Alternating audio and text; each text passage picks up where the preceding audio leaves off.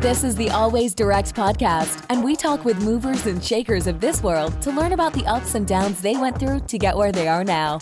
Let's get started with the show. Hello, everyone. My name is John Rayan, and I'm the host of the Always Direct podcast, where we speak with movers and shakers in a bunch of different industries to learn what it takes to be successful. Today, my guest is Monroe Rowan. Monroe Rowan is a president and COO at Franchise Business Review. Monroe, thanks so much for coming on. Absolutely, John. Thanks for having me. Yeah, definitely. I'm actually excited to talk to you because we have a lot of things in common with regards to what we do. So can you tell us first what you do? What is Franchise Business Review? How to get started? Give us the whole lay out the foundation first. You got it. Our story. So our company was founded by Eric Stites back about 16 years ago towards the end of 2004, beginning of 2005. He came from a company at the time called Franchise Solutions, which is now part of franchise.com, lead generation, marketing for franchisors that are looking to grow their brand.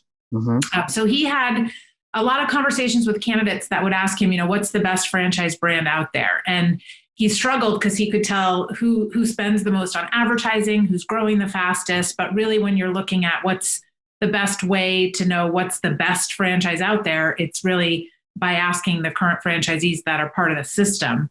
So he spun off and started Franchise Business Review.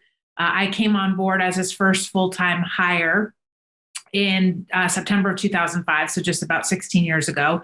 And the idea was that we could reach out to franchisors and tell them that we can get feedback from your current franchisees on what most candidates or entrepreneurs want to know before they buy into your brand. And the idea is that they would know what their franchisees were saying. They would know what their perceived strengths and weaknesses were from their system. And then they would have information to share with these candidates that they were hoping to bring into their system to really understand if this was the right fit for them or to come in with realistic expectations of what it was like to run this business. So completely understand it's more important for candidates, even more now than ever, to talk to current franchisees to understand what their experience has been like. But our hope was to try and speed up that process or give some of that information before they get to that calling part of their due diligence so that they could really evaluate the brand and make sure it's a good fit for both sides. Sure. So that was kind of his mission. And I was brought on board to 16 years ago, talk franchisors into why they would let a third party ask these questions. So that was a lot harder than it is now. I think franchisors understand the importance of that feedback. Yeah, and still probably hard, I'm assuming. Yeah. So we work with great franchisors, whether they have strong feedback or not. They're asking those questions. They want to get better. And then our goal is to share that information of the top performing brands. We don't share any negative information. Our hope is that those teams will use that information to get better at their weak points. And for candidates, we share who are the top 200 brands that have done our survey in the last year, just to help them start that search for what might be a good opportunity for them in the future. Yeah, I'm sorry. Could you repeat that? So when you have negative, so go back just the last part you said. So when you have negative feedback, you don't share it with people. Well, tell me about that. Correct. So we don't actually share any information that we collect from franchisees. The franchisor always opts into whether they want to share it. But if they share it, they share everything that we collect. We don't let them select out the good and the bad reviews. But from our standpoint, we felt it was important for us to make it risk-free for a franchisor to work with us. So we're not out to air anyone's dirty laundry. They get all that information back. The hope is that they'll work on those areas and come back and ask those questions again in a year with us. But we do highlight or celebrate the top 200 brands so that it's a way for them to kind of receive an accolade through our Franchise Satisfaction Awards if they do have strong feedback. But for the franchisor, we give them aggregate data that they can compare their results to, just to give them some context around what are the things they're doing well. But we don't publish any individual franchisee reviews or the franchisors that have scored very low overall with us. That's all kept private for those companies to use. Gotcha. So how does Franchise Business Review go about finding the franchisees and is it via email? Do you actually visit the stores? What's the deal? Yeah, great question. So we invite any franchise system that has at least 10 franchise partners open and operating to participate in our research at no cost. So we go in with the franchisors collaboration. So they announce the project to their system, and then we reach out using email, phone call, and or text, depending on what the franchisor wants us to do to get that feedback. And we invite every open and operating franchisee within the system is invited to participate in the survey work. Interesting. Okay, so how do you make money? So we make money by the franchisors that want all the data back. So for the free version, the franchisor can only use email contact. We collect the information. They get an overall score. They get their high score, low score question, and they get the overall benchmark score. So they have just a very high level piece of information. But we felt like that was important for us to offer so that our awards list that we come out with, that 200, is based purely on the satisfaction that we get from franchisees, not how fast someone's growing, not how much they're paying us. So the franchisor can opt in to do a paid survey where they get every survey completed back from their franchisees. They can actually customize the survey, so they can add a lot more to it than just our standard questions. And then the franchisors that want us to help them go through their information and come up with action plans to fix things, they can pay us to do a more written analysis of that. We don't do the actual work. We can recommend outside consultants, but we kind of keep that separate from the work we do. And then on the development side, if they have strong feedback, we have opportunities for them to get additional exposure on that awards list or in any of the content that we put out to candidates, and they can pay for those services. Wow. It seems like a no-brainer, honestly. Right? Yeah. Yeah. It seems like a no-brainer for anybody in the who is a franchisor to do it. I mean, just, yeah, it's uncomfortable. It can be uncomfortable. It could really have somebody point out some weak points and like insecurities and like, I could see a lot of people getting defensive, but that's part of growth, right? If you have the guts to do it.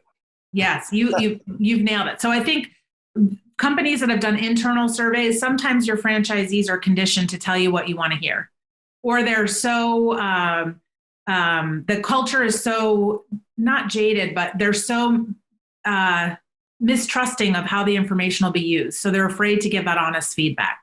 Yeah. So the idea is. So wait a minute. Do you mention which locations are talking bad about them? So the franchisee controls that. So our survey defaults anonymously, but we actually encourage franchisees to share their information so that the franchisor can follow up with their specific feedback and their challenges. But we always leave it up to the franchisee. And what we'll typically see is if it's the first year they've done it, they might be anonymous. Or if it's a smaller system, they might choose to be anonymous more just because of the nature of if you have 10 franchisees, you're going to know who everyone is. Exactly. But, we have the franchisor send out a communication as far as why they're doing this ahead of it. And the hope is that you get honest feedback that you can use. But John, you nailed it in that, especially if it's still a founder run company, it can hurt feelings when you read the comments. But if you said like take it for what it is, in that this is an opportunity to align what your franchisees are experiencing and thinking, and check your gut with what you think you're doing for them. And if you're a strong franchisor that understands, if my franchisees are successful, our brand will be successful, then you can utilize that feedback. But I get it gets personal sometimes, or you can have hurt feelings over it. And so, by the way, when you say, "Oh, I've been with the company since 2005," I'm like, "Oh, that doesn't seem that long." And then you said 16 years. Holy shit! I can't believe it's been 16 years. I can't believe we're in 2021. When I hear 2005, I'm just like, it seems like just yesterday. I know. Well, and everyone was so excited to get to that 2021 benchmark, and I think we're all still a little fidgety. Where's the flying cars? Are we supposed to have flying cars by now? All right, track. So I got a question for you. Is that all you do? I mean, for this company, I know that the owner has a couple of different businesses, but this part focuses on getting reviews and understanding the real nitty gritty, what's really happening, the thumb on the pulse of the business from their franchisees' perspective, which is awesome. I mean, it's so awesome.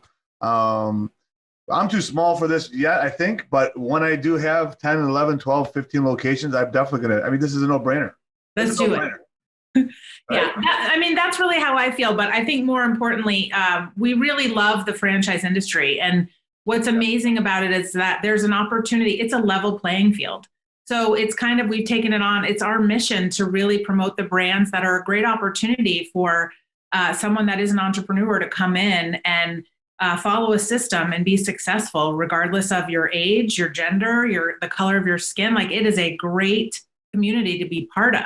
Yeah. But there's also a lot of bad players in our space. And so how can we help kind of coach them up or coach them out and really shine a light on the brands that are doing things right? And the way that franchising is successful is that the franchisees and the franchisors are all headed towards that same goal. And it's about, unit level economics, and it's about franchisee satisfaction. And that's it. If you don't have those two things, you should not be franchising. Yeah. Yeah. And so do you intermingle this business do you help out with the other businesses, the other websites? So I'm not sure. So Eric Stites, who owns our company, only owns Avastar Group, which is Franchise Business Review. And then we measure corporate employee feedback. I thought you said he had some other, I thought you said, okay, in the beginning. Okay. No. He left Franchise Solutions to start Franchise. Okay. Sorry. My apologies. Yeah. So this is his sole focus right now. So we do employee feedback. We measure employee feedback, and we do work with some distributor models and license models, but franchising is really where our expertise is and our focus is. So you do employee feedback as well? Yes. Yep. Ooh, yep. That's even scarier. Yeah. Yeah. So, and we do that with multi-unit franchisees too. If they have at least 10 employees, we can work with multi-unit franchisees as well. So it's all about feedback and how you utilize that to know where you're at, and then measure how you're moving things along. Mm-hmm. Mm-hmm. And how many clients, how many clients do you have, and how often do they come back each year and do this? Yeah, so we've worked with over 1,100 brands since we started 16 years ago. The majority of them, I think, we work with about 350-ish each year in a 12-month period. And there's reasons that people stop doing it, teams shift, whatever their focus shifts. Mm-hmm. But we work with about 350 brands on an annual basis. So that benchmark is made out of about 350 brands. The overall idea is that they do this at least annually to get that kind of check-in, that formal survey process. But a lot of them will do pulse surveying in between, which is just smaller, more check-ins, either after they go through initial training or to measure in specific areas that come back on the survey that they want to get feedback on more frequently. But this past year, what we did was anybody that was working with us, either in a free or a full capacity, we actually offered out free pulse surveys all through COVID to just try and help them stay in touch with their networks and understand how the pandemic was impacting their business and how their communication and support was being received by franchisees. Yeah. So that was something that we felt we could do to just make sure people were feeling connected. So we worked with a lot of brands through that, just doing those smaller surveys. And surveys are very important. It's hard to get people to do them sometimes. They don't. I personally hate doing them, especially when they're like 10 pages long after a hotel stay. But I'm assuming that franchisees are eager to speak to you. Yeah, I think there's a mix. I think you're right. There's a lot. What we see is lower participation in food companies, and that's either because they're probably an owner operator and just juggling 150 million things. Mm-hmm. Or they're not an owner operator and they have managers that are running these locations and they might not feel as connected to the questions we're asking. But I think what you're saying with a hotel stay, you've invested $200 to $1,000 in that hotel stay, just depending on how long you've been there. These franchise owners have, in most cases, invested their entire life savings. So it's a different relationship that you're measuring, and there's so much more importance to it. But I think, working with us, we give our franchisors a lot of tips on how you communicate out the project to get the best response rate, or what incentives can you offer. But we're striving to get at least 75% of the franchisees to respond on our paid surveys. And our average response rate using just emails, so that would include free or paid surveys, is 55%. So at least over half the system is responding in most cases. Nice. So I'm on your website. I was on your website earlier. And so when I click on top restaurants or top food franchises, can you tell me just in general, what do you look for, and what makes these that you have listed here to be on the top? What are the criteria, and how do they get there? Yeah. So the majority of it comes from the data that we collect on the surveys. So how the franchisees are rating the franchisor and all of our questions are available. So you can get them if you request it through the chat on our site, or you just reach out to us. We share those standard questions so you know what we're looking at. But it's around training and support, communications, around the leadership team. How much do you trust them? Do you understand the vision they have for the brand? Financial opportunity, and then overall general satisfaction. So those are the key areas that we're looking at. And then we do an FDD review. So we're looking for high litigation, high turnover, anything like that would flag it for us to have the researchers or us reach out to the franchisor. We understand that there's different stuff that happens. Sometimes when a franchise system starts, they are taking in a franchisee that 10 years down the road is not the right type for them to run the business. So there might be turnover as far as it makes a valid business case. But if you see a lot of turnover, it's usually something else is going on. Sure. And what about, so profitability has nothing to do with the decision? Yep. We ask about financial opportunity, and we review the FDD, the item 19, anything that they list there in item 7s. Excellent. Okay. And so is the employee review, is that a newer part of the business, or was that from day one? Yeah. Okay. No, we just started that in 2019 was our first industry report we released under the name Franchising at Work. And the idea was same as on the franchisee side, we have different levels of participation, but the idea is to get feedback from anybody in the franchise industry, suppliers, franchisors, anybody that's related to the franchise industry. So companies can work with us, they can communicate out, we can get that feedback, they can customize it. But we also put out an open link so that anyone that's related in franchising can select what company they're part of and give us that feedback. Ooh. And same as before, we highlight the ones that are doing it right, which is becoming increasingly more and more important as one of the biggest business challenges for most any business owner, not even just in franchising, is finding and retaining top talent. So we're trying to tackle that by giving business owners, franchisors, the information they need of what they're doing right for their culture, for their employees, for supporting them, and then using that information to help them continue to grow. Has your business been affected by the coronavirus? Absolutely, of course. Yeah. So we had to put the 2020 Franchising at Work project on hold. That we usually kick that off in the spring. So we had a lot of people signed up to do it and just kind of hit the brakes. March 15th was just the cutoff. So everything really stopped, and we just focused on kind of supporting our clients as best we could, keeping the lights on, keeping our team motivated and connected as they were all forced to work remotely. And then I would say by fourth quarter, we were feeling good again. Franchising will do well through this. We just have to make sure that we keep as many business owners as we can open and operating. And it was an interesting year just kind of watching it all happen, because in addition to my role at Franchise Business Review, I also own a tasting room and brewery with my husband that are an independent business. Oh, no. So, yeah. I'm happy to hear that. I'm sorry to hear that. We're still open. It sounds like I have a dining room, I'm assuming. And yeah, well, we have. Where are you located? I don't even know where you are. I'm in Kittery, Maine. So Franchise Business Review is in Portsmouth, New Hampshire. And then I live right over the bridge in Kittery, Maine. And that's where our brewery is.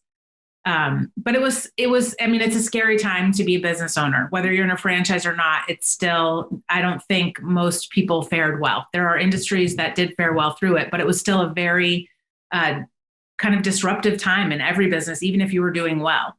So to get to watch it from the franchise lens and watch how great the International Franchise Association stepped up to get education out there, connect people, talk about what was going on, versus being an independent and having other friends that own independent businesses being really confused about how do you get funding from the government? What does it mean to your taxes? There was just a lot of confusion because everything was happening so fast. And so I was really excited to be part of franchising and to see how suppliers, franchisors stepped up to help each other and that connection versus trying to go through all the last year as just a business owner on my own. Yeah, definitely. So when you say you're open, is it 25%, 50%? What's the What's So happening? inside, yeah. So we were just a tasting room. In Maine, you don't have to serve food to pour beer. So we didn't have food, but we went to our landlord, who's a restaurant and is right next door to us, and you could have takeout in there, and said, can we apply for a different license so we can have people inside? Because otherwise, our governor wasn't going to they let restaurants open up back to capacity, but not tasting rooms. And there was no rhyme or reason. It just was based on the liquor license that you held. Yes. So we now have hot dogs, and we can open at 20. Actually, I think we can go up to 50%. But we're very fortunate. My father-in-law is an amazing carpenter and came in and put up partitions so that everyone is so safe in our space. Safety, number one, of course, for any business owner. We still have our patio outside open with outside heaters, and we are in Maine, which I don't know how much long that will last, but Yes. People here are tough. They like to drink their beers outside in the cold.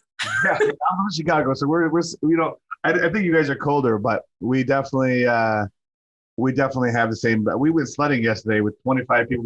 I haven't seen my cousins in forever. I'm a very extended family, and we had like 25 adults and I don't even know how many kids sledding because we had to hang out.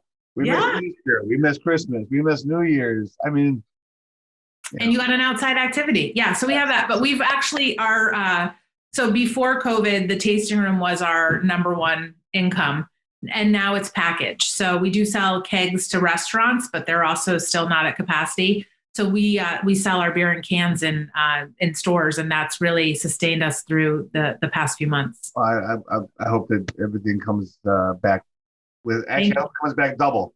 I hope so too. Thank you. Yeah, We have a loyal community. Beer drinkers will show up, which we're really thankful for.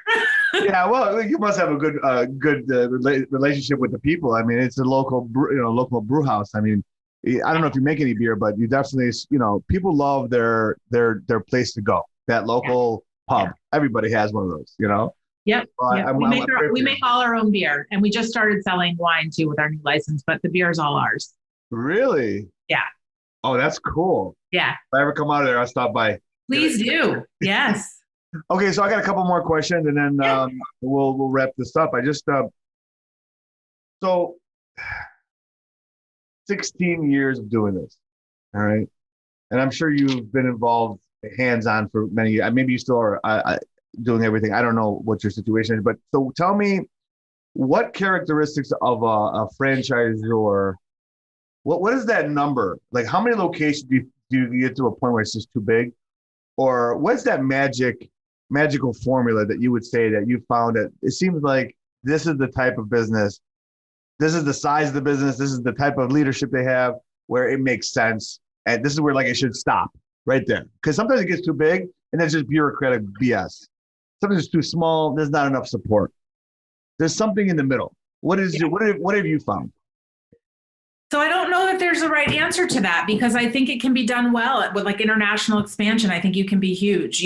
I don't want to name any names as far as who's doing it well or not. But what I would say is the systems that really get it right, figure out how to scale for that growth. So I think the hardest challenge when you're smaller is you either have to make that investment to prepare for your growth, which is a lot of money out of pocket and a lot of team members that are sitting around and waiting for that growth. Yes. Or you have to run lean and mean and grow and then backfill. And there's not a right answer to the way to do it. I think either works. But what I see the brands that are getting it well is that they figure out how to support the franchisee that's existing as they're focused on aggressive growth. And that's where I think balls get dropped, is if you completely shift your focus to development and the next shiny franchisee coming in, your current franchisees will not react well to that. They need the support. They need to understand, because I can pick up the phone and call John. Sorry, that's my dog. Because I can pick up and call John directly and have my stuff fixed. And today, that's not going to be the same when you have 100 franchisees. So preparing your franchisees for the best thing for your investment when it comes up, when your agreement comes up and you want to sell or transfer your ownership, is to do this. Hold on. Sorry. No problem. I got an Australian Shepherd. Amazon boxes delivered every time when I'm doing something. Chester, stop. So I think preparing for that growth or preparing your current franchisees for what that relationship, how it will change, who they will call on, how you're going to get back to them, how that structure of support will change is the best way to sustain you through quick growth. But I think what's more important than how fast or how big is who are your partners that are helping you get there? Because I think in the beginning, you can rely on brokers, you can rely on development outsourced, and then it may come internal. You may have private equity come in, but understanding that those people have the same type of culture as you do and that they're looking to grow the brand the same way is really important, that there's that alignment. Otherwise, it gets really noisy and chaotic and everyone has different goals. Gotcha. I love it. I love it. Michelle, I want to say thank you very much for coming on. And I've learned a lot about your business today. Okay. Franchise Business Review seems, in my opinion, is a no-brainer for anybody interested in getting the thumb on the pulse of your business. I mean, you cannot have a business grow and scale without happy or franchisees. I mean, it would be a nightmare to have 100 locations and 60 of them want to see you dead, or regret coming in there and getting into the system. And then they start bad mouthing you to everybody who's interested. It's just terrible. So you're almost a necessity.